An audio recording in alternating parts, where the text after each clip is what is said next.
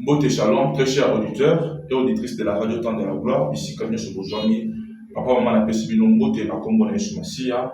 C'est quand ici, quand nous sommes Zambia lola a bambola biso. Na pesi message ya mes condoléances na bande nyonso o ba perdre va être très cher ici quand bazali tika été nzambe a bundi samite manabino na landa ki ba dimanche il y a inondation ya rivière Njili nenge ba perdre ba biloko nenge ba perdre ba vie en tout cas et ça qui passe mingi pe mawa na senge été nzambe ya lola alindi sa mabota o perdre ba to bazali montu ya pona bango bien aimé dans le Seigneur aux envies aux à bonne santé et la grâce qu'on dépend de Nzambe parce que on va perdre ma vie pour l'équipe on est le côté monsieur basaki va approcher le royaume nanga mais pas na bon va koufi monsieur basaki va approcher le royaume nanga mais pas si le bon va koufi alors ceux qui ont envie et à bonne santé et ça te peut te mériter en beau mais la grâce qu'on dépend de Nzambe on a qui est bisika osali o kuma motuna yo pe otona Nzambe pour na bolamba saelio to bondeli tata to péché merci le coup mon kebo massage les hommes et pas nayo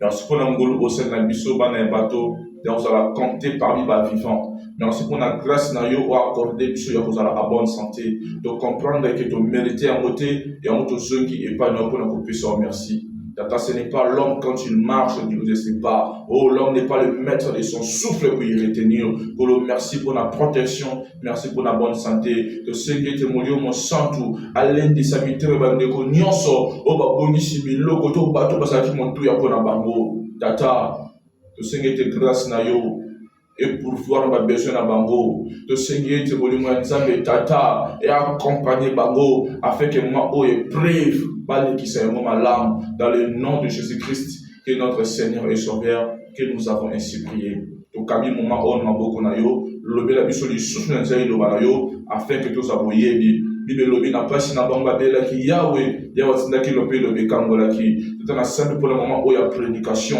tikate et kangola ba vie bana bato dans le nom puissant de Jésus-Christ que nous avons ainsi prié amen. Et une fois de plus nzambe apambola yo papa maman de comment si peine de comment bali bisika nyonso ozwami pour na kolanda programme oyo bien aimé thème na biso ya ton les ali pourquoi Léa à la place de Rachel pourquoi Léa à la place de Rachel donc autant na maloba na nzambe rapidement na mokanda ya Genèse chapitre 29 dans la verset 15 jusqu'à 26e verset je lis au nom de Jésus. Jacob demeura un mois chez Laban, puis Laban dit à Jacob, parce que tu es mon parent, me serviras-tu pour rien? Dis-moi quel sera ton salaire. Or Laban avait deux filles, l'aînée s'appelait Léa et la cadette Rachel. Léa avait les yeux délicats, mais Rachel était belle de taille et belle de figure. Jacob aimait Rachel et lui dit, je te servirai 7 ans pour Rachel, la fille cadette. Et Laban dit, j'aime mieux te la donner que la donner à un autre homme. Reste chez moi. Ainsi, Jacob servit 7 années pour Rachel. Et elles firent à ses yeux comme quelques jours parce qu'il l'aimait. Ensuite, Jacob dit à Laban, donne-moi ma femme, car mon temps est accompli et j'irai vers elle. Laban réunit tous les gens qui y étaient et fit un festin. Le soir, il prit Léa, sa fille, et l'amena vers Jacob, qui s'approcha d'elle. Et Laban donna pour servante à Léa, sa fille, Zilpa, sa servante. Le lendemain matin, voilà que c'était Léa. Alors Jacob dit à Laban, qu'est-ce que tu m'as fait? N'est-ce pas pour Rachel que j'ai servi chez toi? Pourquoi m'as-tu trompé? Laban dit, ce n'est point la coutume dans ce lieu de donner la cadette avant l'aîné. C'est la parole du Seigneur. La pandémie Koloba était thème na mission tourne les ali pourquoi Léa à la place de Rachel. Thème na mission les ali motuna. Pour nani Léa na bisika ya Rachel. Bien aimé dans le Seigneur, Léa na Rachel baza bandeko, baza yana leki bon bali baza bana basi ya tata moko. Tata na bango ezali Laban. Et bongo Laban azali noko ya Jacob. Évidemment, Jacob a kimi nekonaye Esaü, si ma kozali pamboli, a se retrouver nandako ya noko na Laban. Et bon, quand on se retrouve dans là-bas, ça qui n'a pas mis balé à Bassi, il y a là qui Léa, Pelé, qui Rachel. Bible ça, il va commentaire sur les défis. Bible bien était Léa avait des yeux délicats. Donc, ça qui n'a mis sur moi et Kitoko. Mais pour Rachel de Lobby, elle était belle de figure et belle de taille. Donc, Bible ça, il commentaire Oyo. Cela veut dire que Rachel, avec un display, il y a bien, parce qu'avec une taille, il y a guitare, il y a acoustique. Et bon, Jacob, dans la taille qui, ne connaît pas, il a bassi à ce père qui a Rachel, parce qu'il y a un temps où Oyo insiste les acquis dans la montée. Et bon, là-bas, ici, Jacob, est-ce qu'on ne servira pour rien? Le bas, ce qui récompense, n'a pas à la ligne. Jacob a le bien servi pendant 7 ans. Mais après 7 années dans le service, au Pesanaï, mon anayo Rachel, Wazalaki, fille cadette, il y a Laban. Il veut le bien Rachel, Jacob a travaillé pendant 7 ans. Mais 7 années, il m'a dit mon pied, et même le rôle à quelques jours, parce qu'il y a un Linga Rachel. Bien aimé dans les seigneurs, ceux qui montrent à Lingayo, au forcé à Seloma Kansus. Ceux qui montrent à Zolingayo, à compter dans ma pesayo. Ceux qui montrent à Olingayo, à compter le nombre de fois où il a pardonné. Parce que l'amour couvre une multitude de péchés. Donc, quand on montre à Zolinga, à cause de la facilité, il y a aussi un makamususu. Tout le monde va souffrir le lot, surtout dans les basi, parce qu'il va forcer l'amour. Mais l'amour est doux quand c'est l'homme qui aime. Choix, il y a Jacob et Rachel à travailler puis à se laisser montrer. Il n'y a pas de connaître là-bas, on dit que non, dans ce travail, il y a 7 ans, et comme il temps où on s'en moi si Rachel.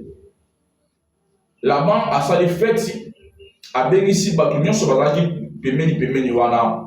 Et bon, tant qu'on a tant où appelle ça Jacob, moi c'est Rachel. Apprécier Léa, peut apprécier Léa servante dans le combo ya Zilpa. Jacob a jupé Léa sans le savoir que c'est Léa parce que c'est n'a pas quoi. À connaître le rôle à moi si naïe. Peut-être le temps Britannique a remarqué que on est à Rachel que c'est Léa. A zone pas un nouveau naïe. Alors au sali naïe boye pour nani no kosi naïe.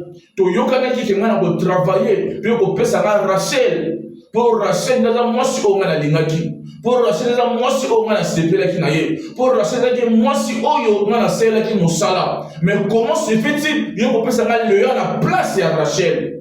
Nous connaissons là-bas plusieurs réponses et plusieurs raisons o ngana pesa yo Léa na place ya Rachel. Cause o ngana pesa yo Léa na place ya Rachel et ça parce que coutume ya bisika oto zali ba pesa ka légité avant yaya. Donc les gars qui ont la tête, ceux qui n'ont yaya balité. Bien aimé dans le Seigneur, makambo oyo eza le karabavi ya bato mingi. Il y a beaucoup de gens qui se posent des questions. Pourquoi Léa à la place de Rachel? Parce que Rachel, il mange la bénédiction. Il mange, il y a tant d'hommes de cela. Il mange, il y a désir, tout besoin d'hommes de ça dans mon vie. Et bon, Léa, il mange, il y a un loco qui est imposé dans ma casse à cause de la coutume. Coutume, il y a ma lame Zali, coutume, il y a ma bébé Zali. Parce que coutume, elle a ici, et loco va faire la d'habitude. Exemple, pour ce que la mabou avant qu'on ait sa coutume. Et ça, il y a ma lame parce que nous sommes la bactérie. Pour que tant que tu lia, tu as infecté. Que ça me là, le coup la prépare en Nzambe, et ça, on met sur les coutumes. Mais ma coutume, il y a ma bébé Zali. Et ça, la batomine, ma zone vivre ma cambo. Oh, ils allaient à ma lame à cause de ma coutume. Et ça, la batomine va imposer ma mot, ma camon la vie. Et ça, la batomine va imposer ma mot de vie à cause de la coutume. Il y a des sika au Bazali, il y a ma famille. Oh, Bazbotami. Ah, tout le monde a dit Jacob a gagné un regret dans le thème. Parce que ce qui Jacob acceptait de travailler cette année, puis il m'a dit le rôle à quelques jours, il a dit parce qu'il a dit moi c'est Rachel.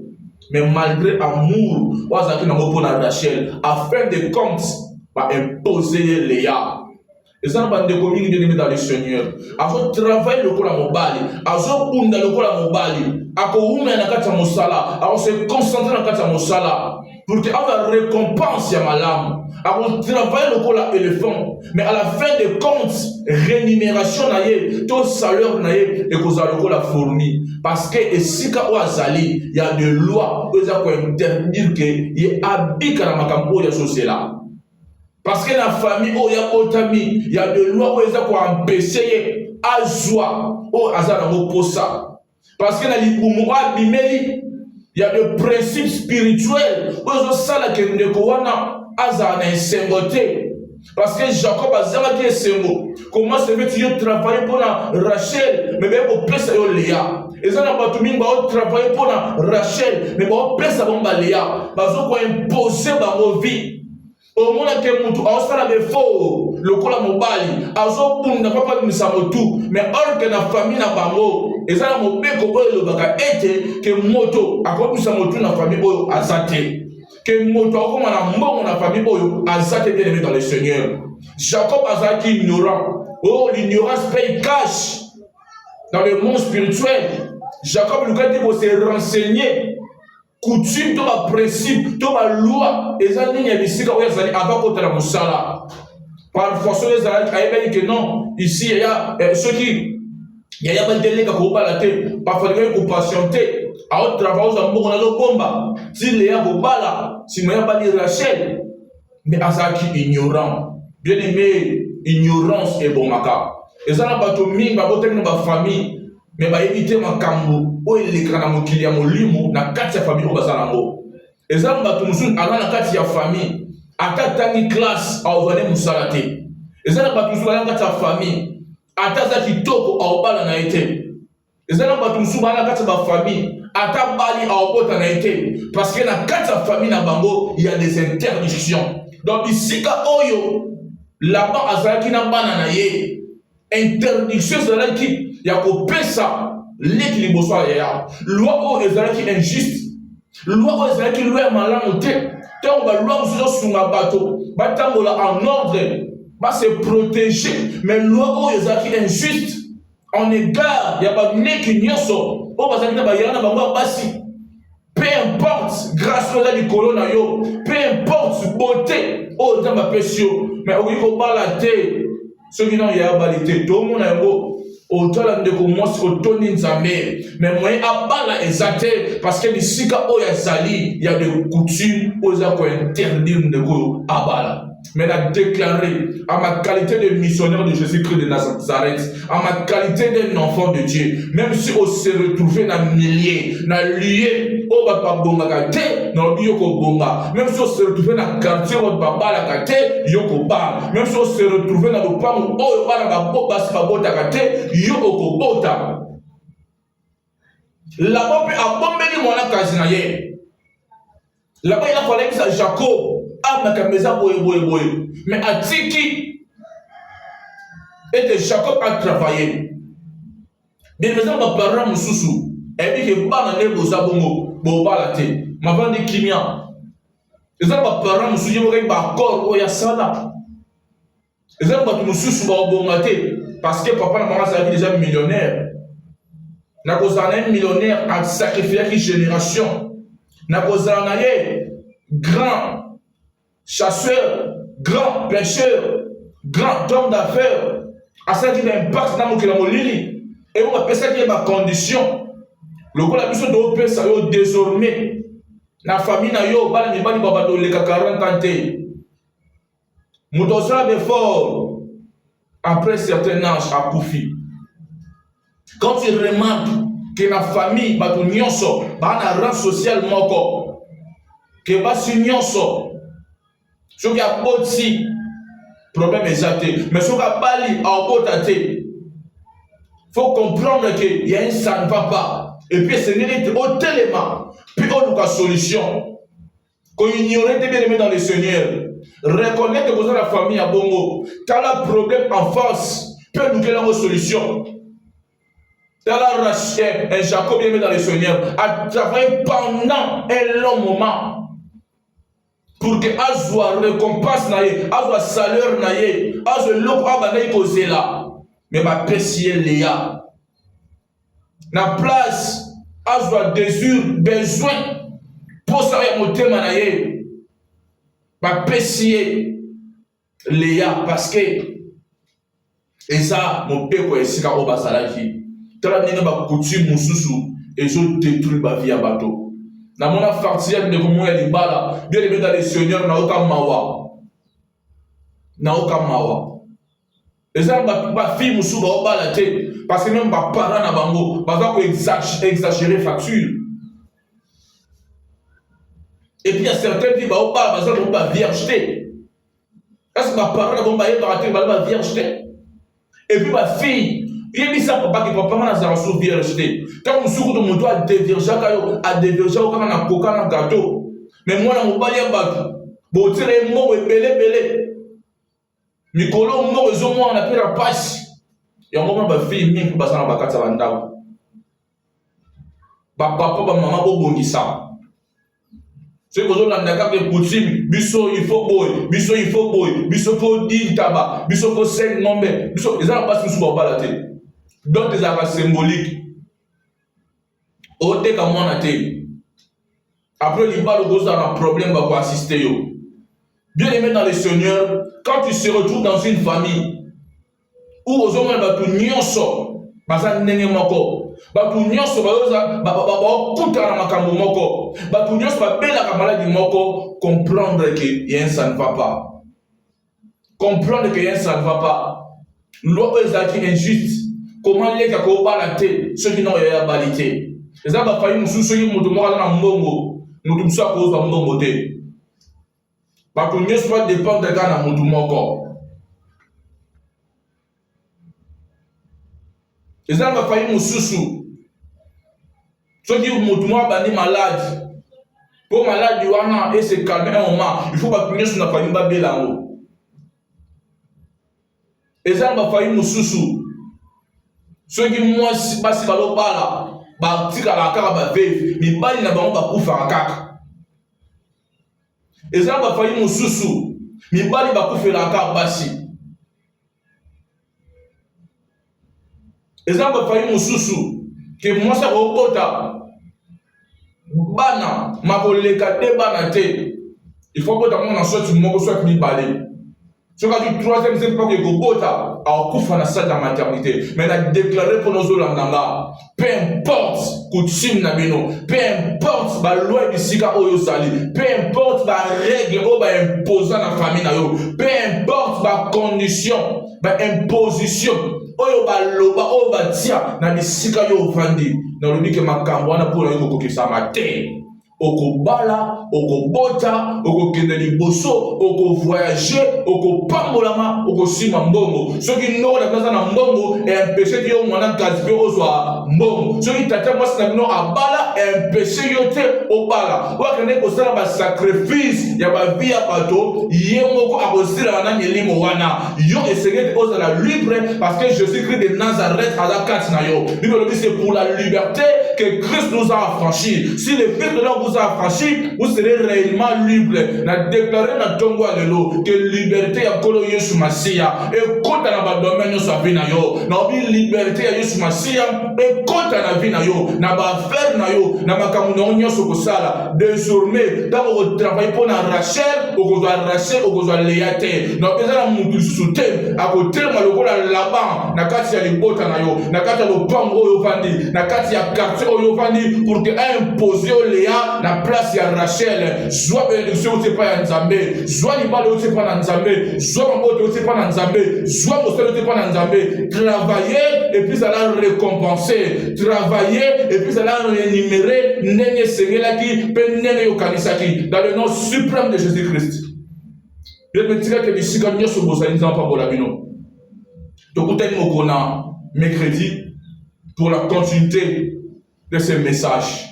J'étais votre humble serviteur, le prédicateur de la bonne nouvelle de Dieu, le missionnaire Jonathan Kiani. Tout ça, c'est pas Nzambe. Que désormais, ceux qui ont la coutume, ceux qui ont la loi, où ils ont interdit, yo, to ba membre de la famille na yo. Bon, ça va Rachel Nabino et Koya.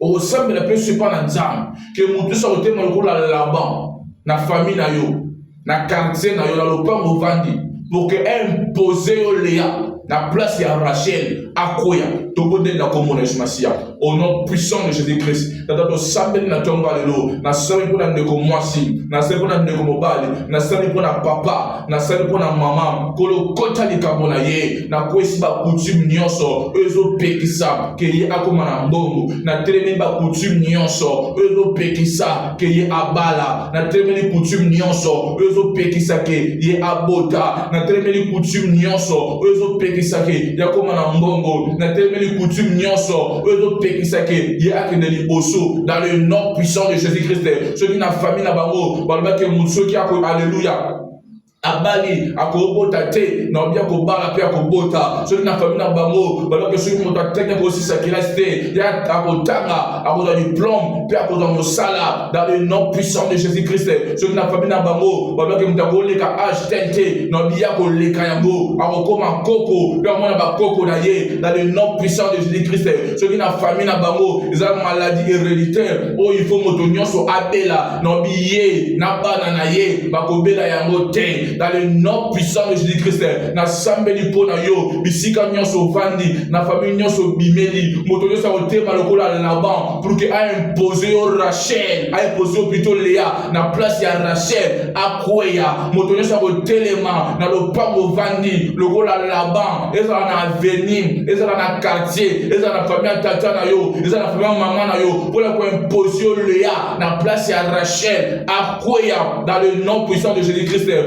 travailler, puis on va rémunérer comme il faut. Ce qu'on travaille le cola éléphant, on va récompense le cola éléphant et non comme il y a fourmi. Dans le nom de Jésus-Christ, salam ou salam, paix cause en abondance. Parce que la Bible me dit, tout travail procure de l'abondance. Cette fois-ci, on va travailler, on va rémunérer équivalent au salam au sali. Cette fois-ci, on va travailler, on va récompenser de la même manière dont on va travailler. Bien aimé, tu vas prier, et au tambouma, puis au vivre na vie na yo pe o vivre na bana na yo pe o vivre na monstre mobali na yo pe o vivre na libota na yo dans le nom puissant de Jésus-Christ c'est que te bisika nyonso bozwami kima na kolo Yesu Masiya ezali kona bino na segete nzambe tata asopa protection na ele kona yo moto nyonso okanisa kosala yo mabe nzambe akonfondre ye flèche nyonso ya molele contre yo, contre libota na yo, contre bana na yo, na déclarons retour à l'espéritaire. Moto nyonso akotimula libulu pour yo pendant cette semaine, na biye muka tinda dans le nom puissant de Jésus-Christ. Bible nous dit celui qui est sous l'abri du Très-Haut repose à l'ombre du Tout-Puissant. Tikate nzambe alléluia nzambe tata na lisungi ya molio santu ezala partage na yo afin que bisika nyonso kozala tête haute dans le nom puissant de Jésus-Christ. Ceux qui battent au poison, au mélayango et salon ma bête. Ceux qui battent au malade, au niata yango et kotakati na yote. Et ça la neutraliser les sans effet dans le nom puissant de Jésus-Christ. Parce qu'elle me dit voici le miracle qui accompagnera ceux qui auront crié à mon nom. Le colon dit Mélanza bien sûr que bon Jésus-Christ. Si tu as au pic à gloire naïe, na makamonion sur evinayo dans le nom de Jésus-Christ. Qui est notre Seigneur et Sauveur, que nous avons ainsi prié. Amen. Bien aimé, c'est que tu es en train de on se revoit le mercredi. Merci beaucoup.